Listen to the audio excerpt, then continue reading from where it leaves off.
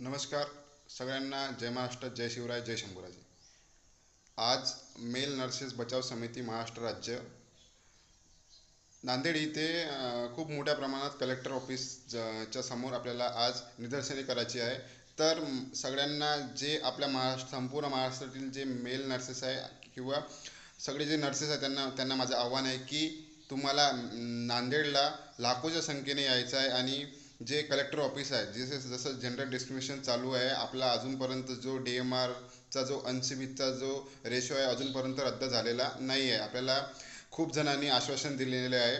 आपले महाराष्ट्राचे जे मुख्यमंत्री आहे माननीय देवेंद्रजी फडणवीस यांनी सुद्धा आपल्याला आश्वासन दिलं आहे की जो 80-20चा रेशो आहे तो आपण रद्द करू DMR मधला. तरी पण अजूनसुद्धा तो रद्द झालेला नाही आहे. अजूनसुद्धा त्याबद्दल काही नोटिफिकेशन आलेलं नाही.